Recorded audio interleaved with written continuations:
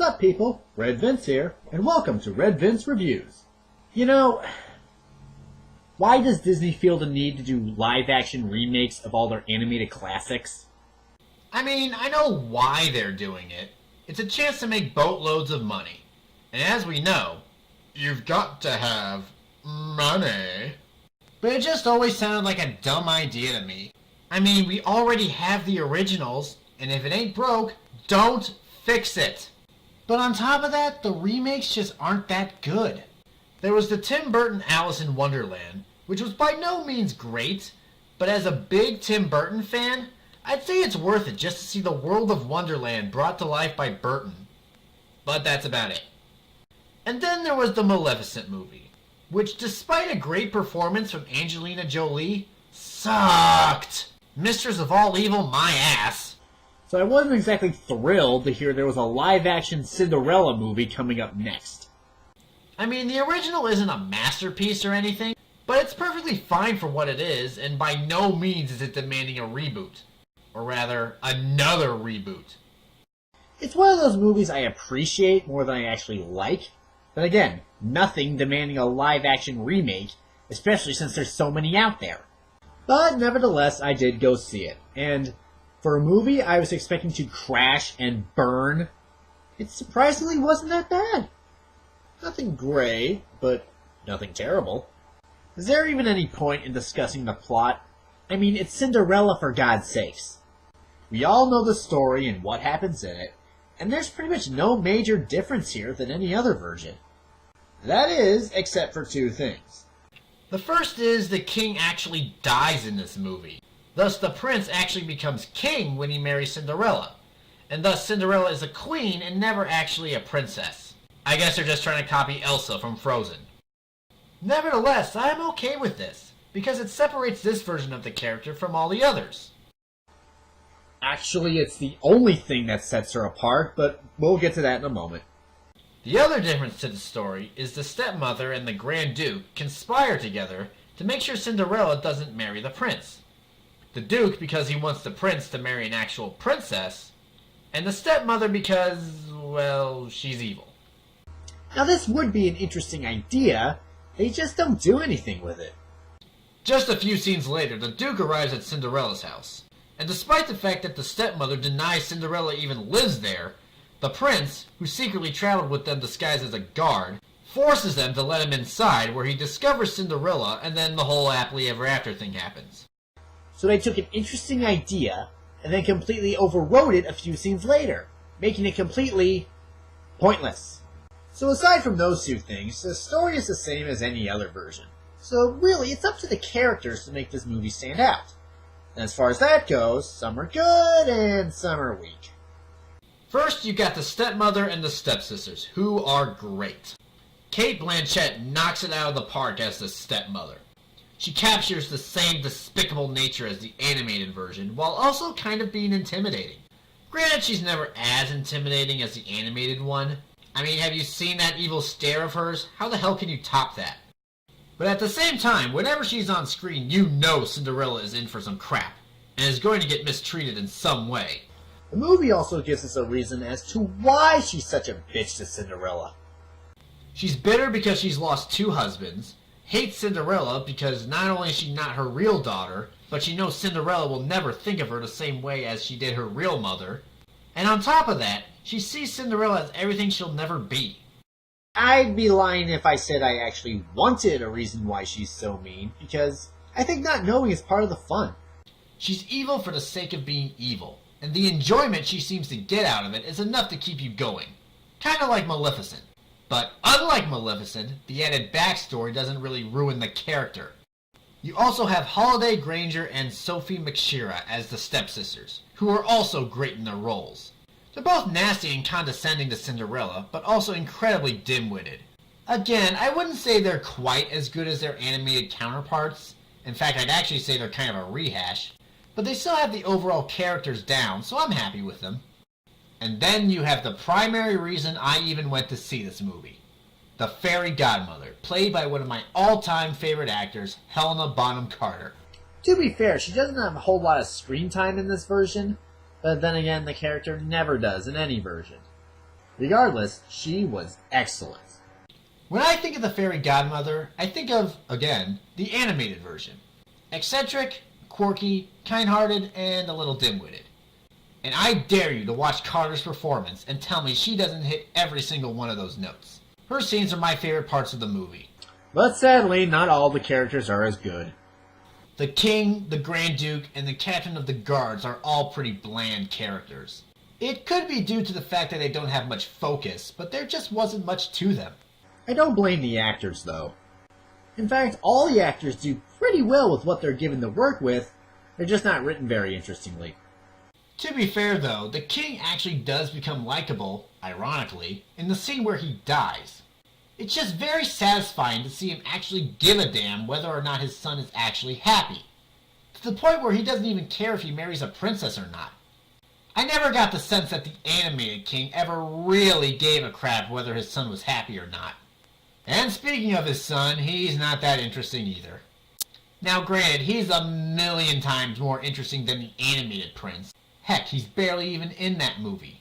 This guy and Cinderella actually have conversations with each other, as opposed to just seeing each other and being in love after one dance. You can tell they were actually trying to develop character with him, but unfortunately he's just not very memorable. I don't remember any personality traits, I don't remember any lines of dialogue. I can't even think of anything specific he does in this movie other than the basics the prince does in every other version. The mice and the cat are also pretty glanced over in this movie. Now granted, they both got way too much screen time in the animated version, to the point where the movie might as well just have been about them.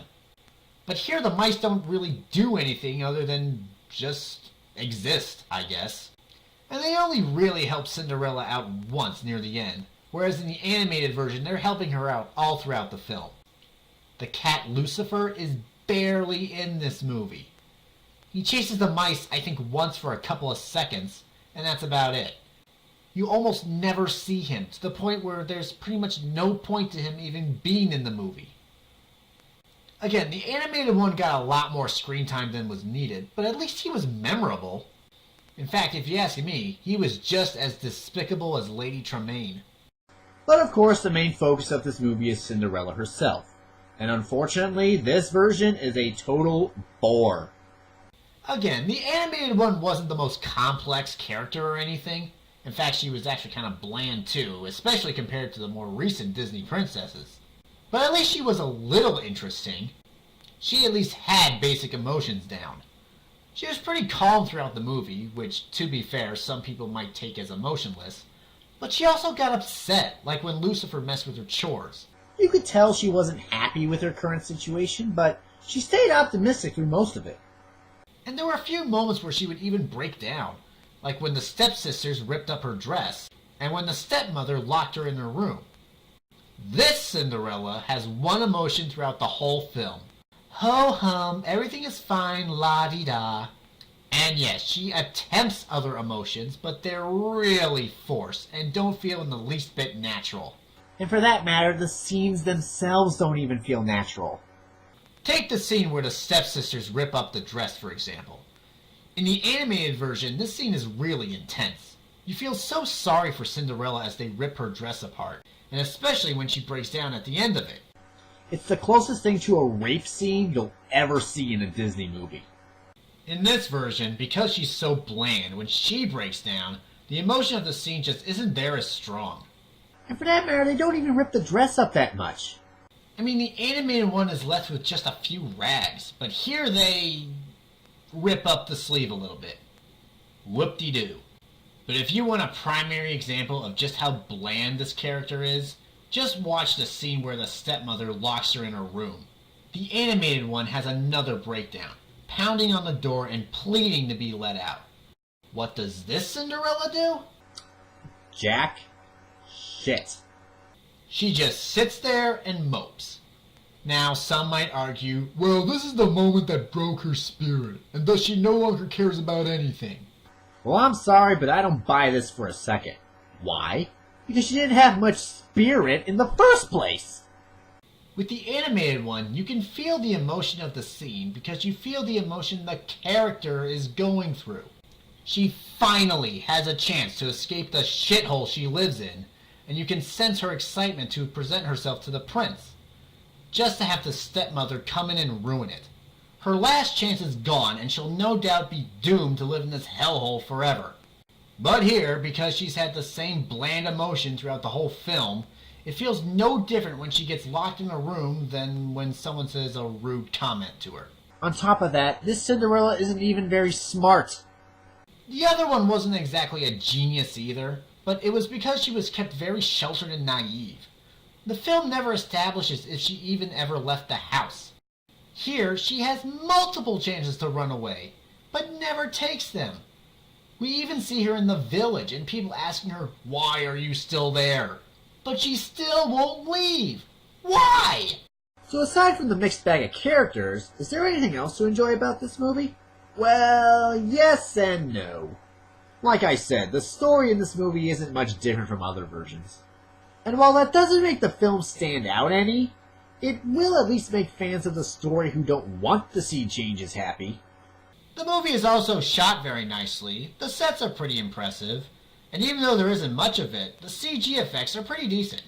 And even though most of them don't ultimately work, I do like the changes they attempt to do. But there are also moments in this movie that will just make you cringe. I have to agree with the Walker brothers. The first few minutes of this movie are fucking painful to sit through. It's so lighthearted, so sugary, and so overly happy and whimsical that it's enough to make you want to get up and leave. Now don't get me wrong, there's nothing wrong with being lighthearted and whimsical, especially in a fairy tale, but there is a thing as going too far.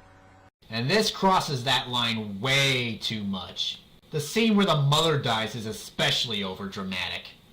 And by the way, for someone who's about to die, she still looks pretty damn good, doesn't she? Then again, she is Haley Atwell, also known as Agent Carter. The message of this movie is hammered into death. I don't know how many times they say, "Be kind, have courage." But it's gotta be at least a dozen. Now, I don't have a problem with that message, but it's said so many times it makes me care less and less every time it's said.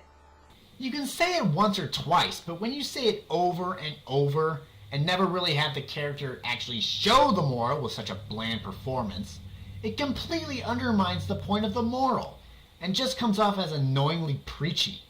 So, bottom line, is this movie worth seeing? Well, I don't think it's that great, and it's getting more critical praise than it actually deserves, but I don't think it deserves to be shunned either. It's got its enjoyable characters and scenes. It's just that there's just as many unenjoyable characters and scenes. For what it is, just a straightforward Cinderella story, it's fine. It just doesn't stand as tall as the animated version. Or some of the other versions for that matter. I mean, I'm sure it's a heck of a lot better than Tim Burton's Dumbo is going to be. Seriously? That's gonna be a thing? The hell's wrong with you, Disney?